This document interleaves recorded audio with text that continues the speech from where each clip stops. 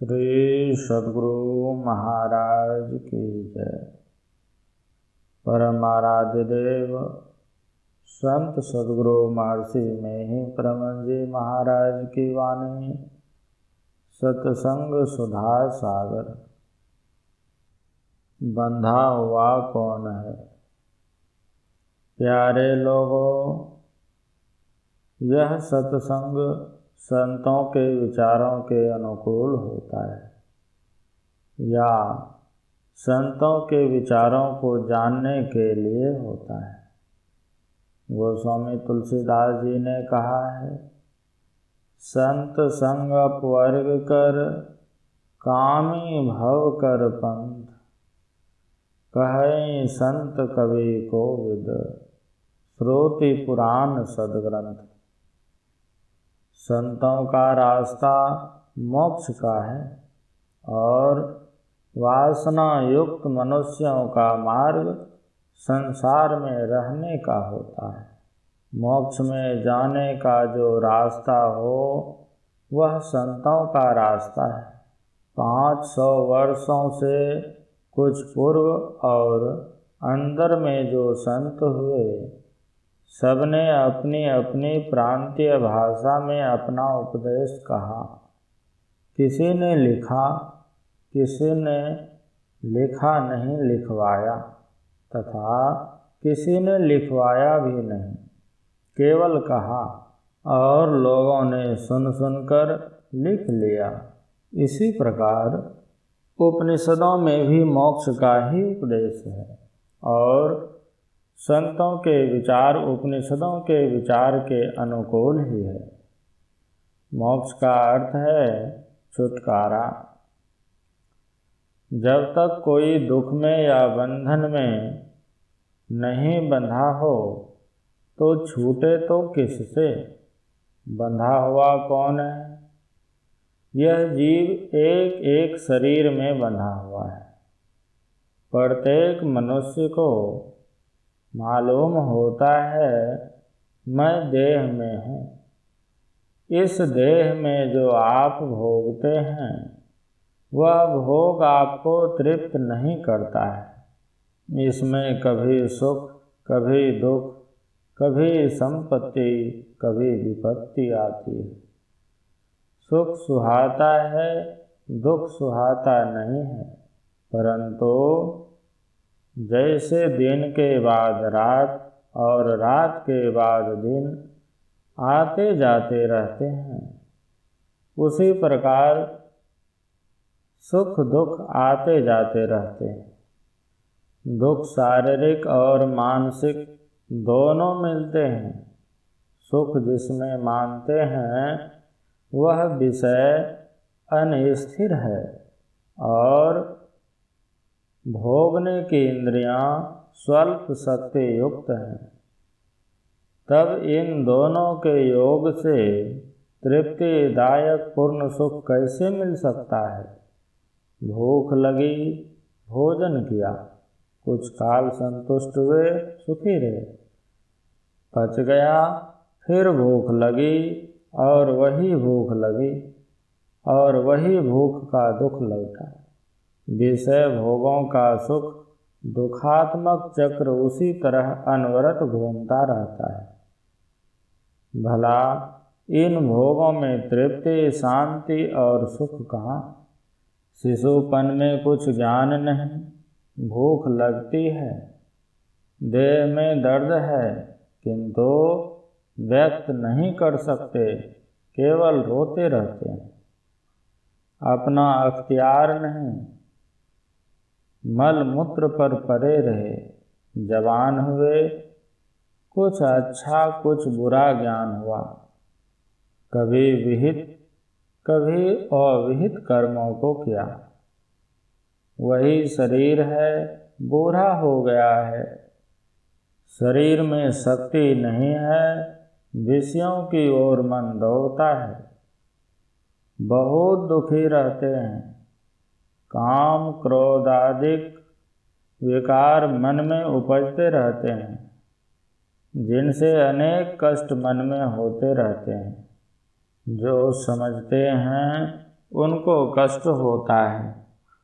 इन्हीं मनोविकारों को साधुओं ने मानस रोग कहा है।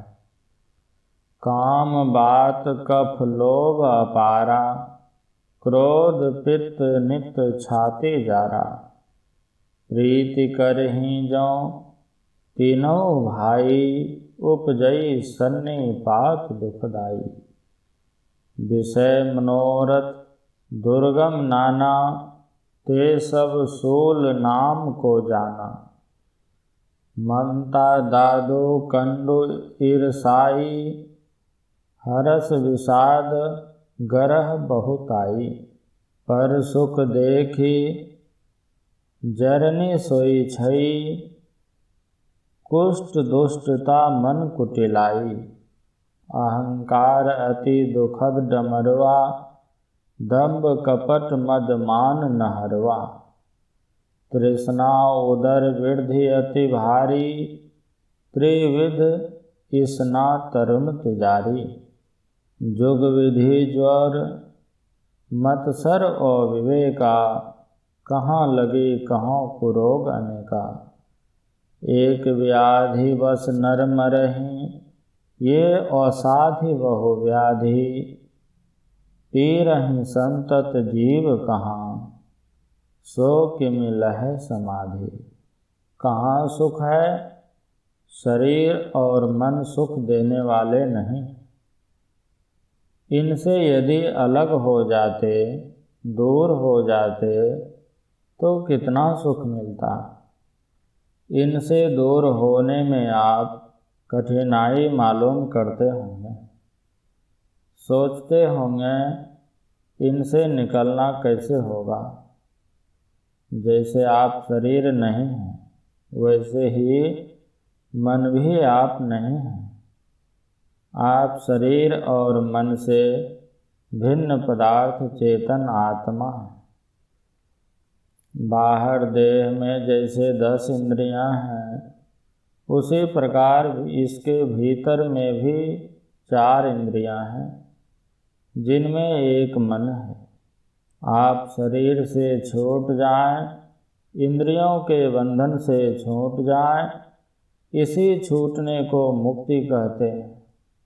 मोक्ष समझने के लिए बंधन समझना होगा। आप शरीर, इंद्रिय और अंतःकरण में बंधे।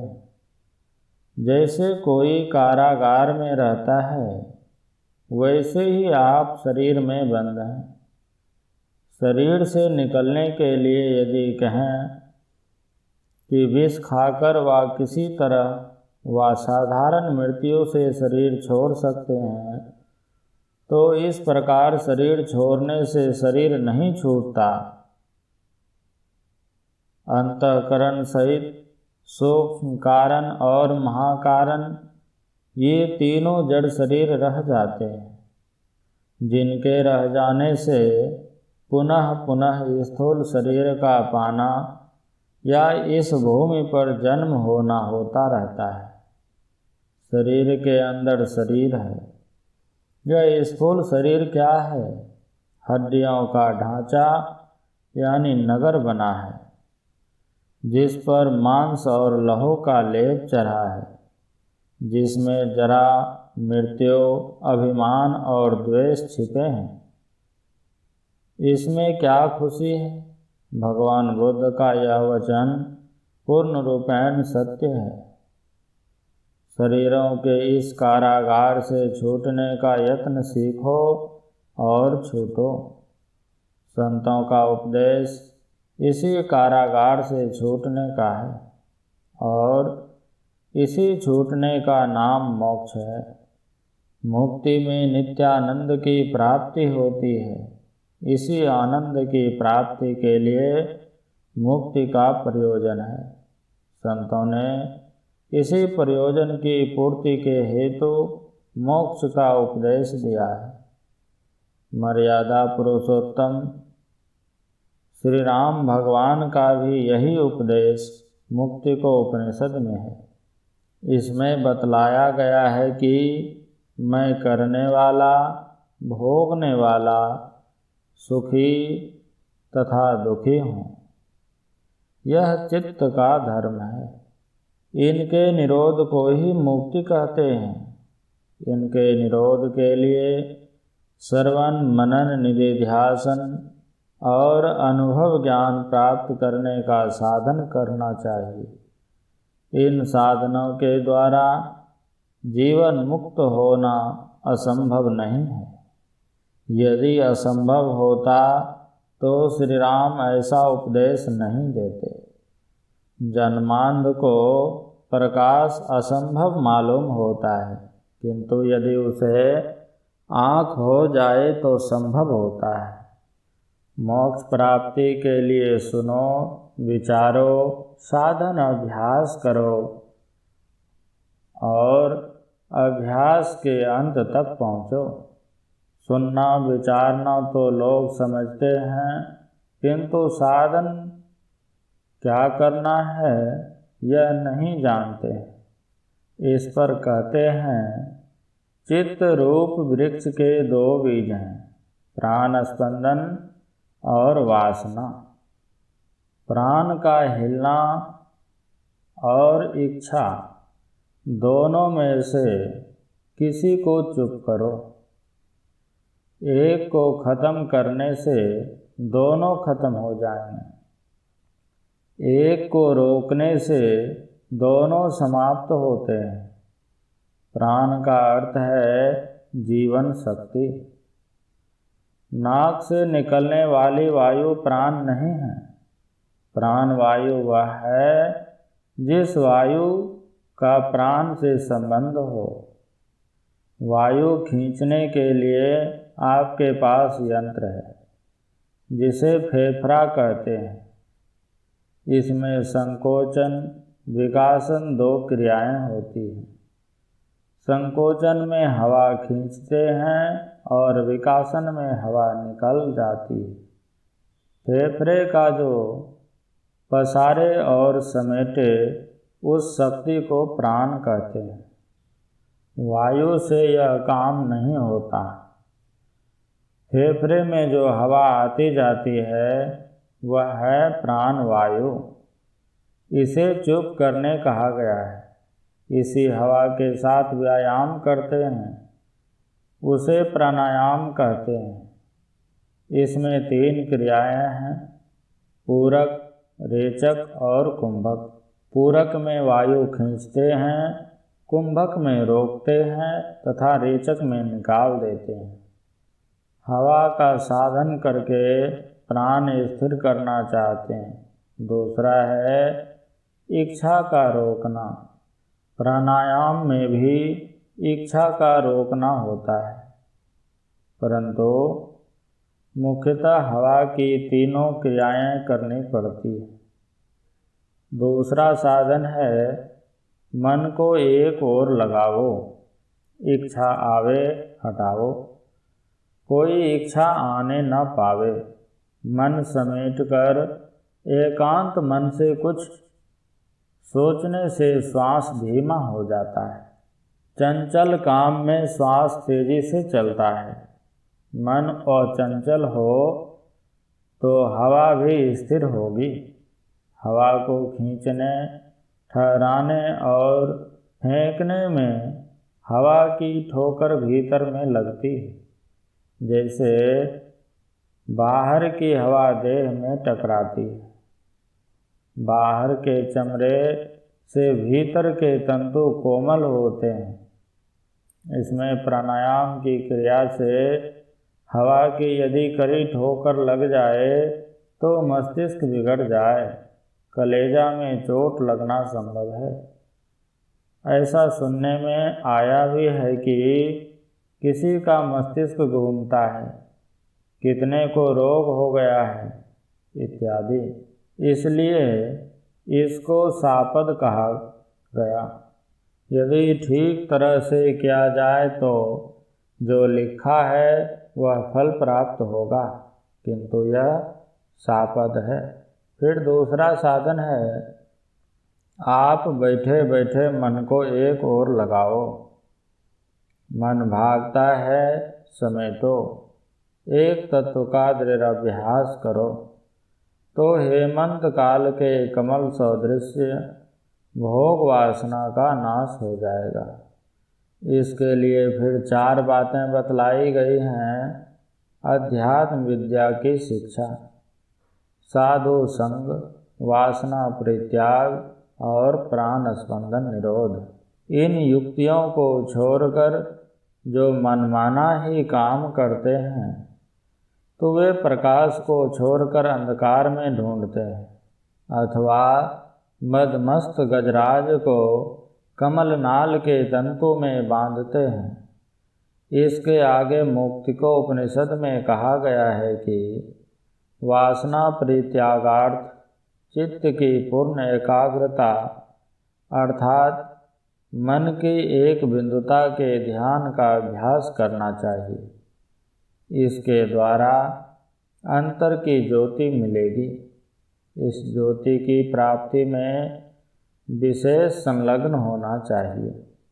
पुनः इस ज्योति मन और बुद्धि से ऊपर उठ जाना चाहिए और भी विशेष ऊपर उठकर अदृश्य शब्द प्रणव ध्वनि सार शब्द को भी पाकर श्री राम के और शब्द और स्पर्श और रूप अविनाशी और स्वाद और गंध और नाम और गोत्रहीन दुखहरण करने वाले स्वरूप की उपर्युक्त साधन द्वारा भजन कर प्राप्ति करनी चाहिए। इसमें पारमार्थिक समाधि प्राप्त होकर मोक्ष हो जाएगा, परंतु बिना सतगुरु के यह काम नहीं हो सकता। इसलिए कबीर साहब ने कहा है, बिन सतगुरु नर रहत भुलाना, खोजत फिरत राह नहीं जाना। केहर सुत ले आयो गरड़िया, पाल पोस उन किन्न सयाना, करत कलोल रहत अजियन संग, आपन मर्म उनहु नहीं जाना।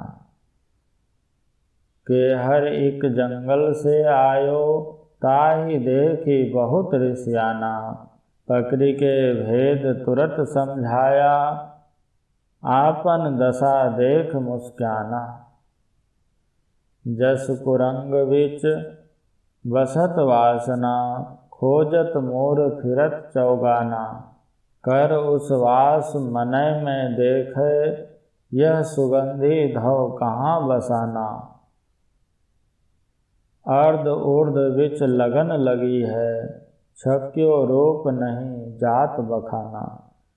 कहे कबीर सुनो भाई साधो, उल्टी आपु में आपु समाना। श्री सद्गुरु महाराज की जय।